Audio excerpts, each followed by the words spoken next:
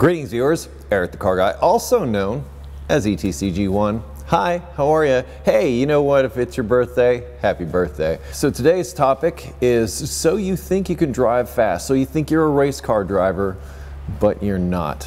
It's most likely that you're not. I'm sure some of you watching this may be professional drivers, and you may relate to what I'm about to convey to you. This information comes from, well, several racetracks and things that I've been to over the course of my career as Eric the Car Guy. Most recently, I was at Bondurant, and that place is amazing. As far as racing schools go, if you want to go to racing school, my recommendation, Bondurant. That place, killer. I also got a chance to meet Mr. Bondurant and his wife. Quite an honor. I mean, he's probably the only American driver that has true respect in Europe. And that says a lot, especially if you're from Europe, you know what I'm talking about. Here's a clip of what they called a lead and follow lap on one of their tracks. And I'm the one driving the car, and the two in front of me are Engineering Explained and Humble Mechanic, and in front of them is an instructor. Basically what this is it's them driving you around the track, sort of showing you the line to take. And they go faster and faster, but as the line spreads out, well, they slow down to accommodate those slower people.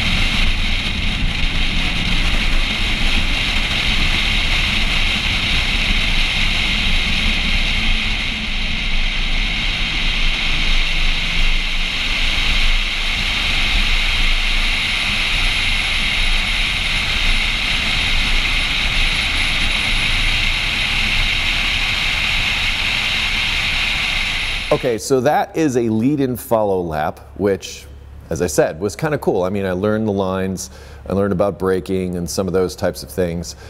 But here's the difference, and here's why I say you think you know how to drive, but you don't. And this is what they call a hot lap, which they put you in the car with one of their professional drivers / instructors. And, well, take a look at this.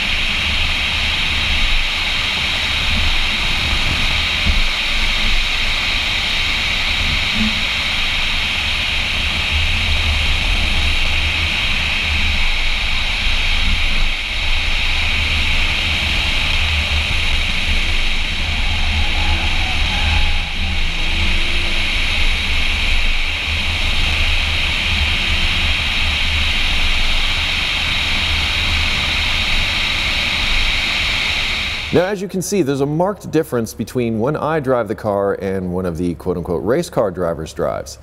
In fact, there's a complete lack of fear on the part of those people. And they understand the vehicles, they understand things a lot more. And this is why I say, you think you know how to drive fast, but you don't. You know, a lot of us watch the movies and we think, well, I can do that. Well, movies are very controlled environments, despite the fact that they look like something that happens spontaneously and they're just recording it.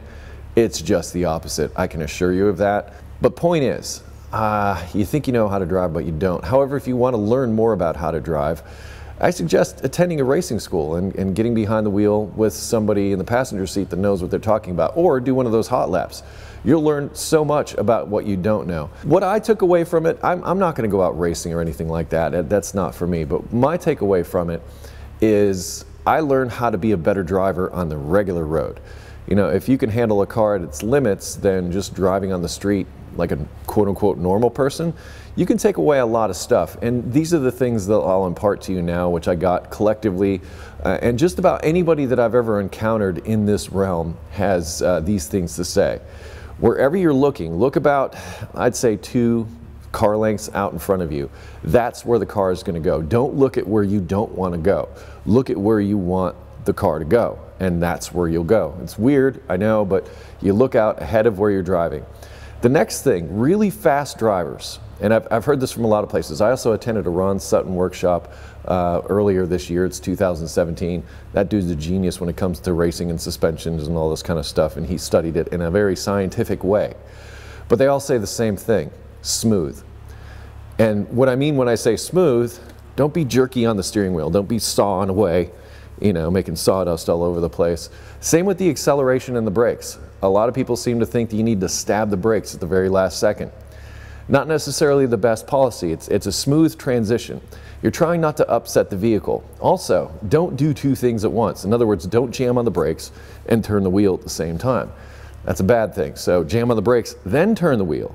That's how it's done. So in other words, don't do too many things at once. Be smooth. Be very smooth on both acceleration and on the braking and those types of things. And give it, Unser Jr. gave me this. He's like, just before you come into that corner, instead of just jamming on the brakes, give the car a second to coast and then hit the brakes. So give it a second. And the other thing that they were talking about is the tires are pneumatic. It means they're inflated with air. So think of them like balloons. And as pressure is created on them, it creates a greater contact patch. So as you load the front brakes up, what's going to happen is the weight of the vehicle is going to move forward and it's going to widen the contact patch on the front tires. This will in turn give them more grip. As you're coming out of the corner, you want to accelerate, and that shifts all the weight to the rear tires, which increases that contact patch. So there's a whole lot of science and a ton of skill that is involved in driving fast. But those are the things that I can impart to you now. I'm sure you have other ideas that you'll share with all of us in the comments. Feel free to do so, but I wanted to share with you some of the things that I've learned recently from people who are real race car drivers. And I can't forget one of the most important things that I was given as far as this quote-unquote racing knowledge. Normally people put their hands on the steering wheel at 10 and 2, and that for the most part is fine, but at Bondurant they were telling us to put it at 3 and 9. One of the main reasons was with modern vehicles and airbags, when the airbag goes off, it takes your hands and could throw it back at your face. So if you've got your hand on top of the steering wheel, you could be punching yourself in the face with that. But 3 and 9 o'clock helps when the airbag deploys, it pushes your hands off the steering wheel, which is a good thing. 3 and 9 o'clock instead of 10 and 2, there's more control that way. And also the other thing as far as steering is concerned, it may not necessarily be pulling on the steering wheel with your lower hand, it may be pushing with one side. In fact, they told us to do that on the go-karts to save a little bit of energy. That said, I open the conversation up to you in the comments to your input as far as driving fast and race cars and all that kind of stuff. If you have automotive questions, air@thecarguy.com. There will be a link in the description for you for that. Also a link in the description to additional information on stuff that I mentioned in this video, including Bondurant, which you can go and check out. Aside from that, close my videos and be safe, have fun, stay dirty. I want to thank you for watching. I will see you next time. Bye.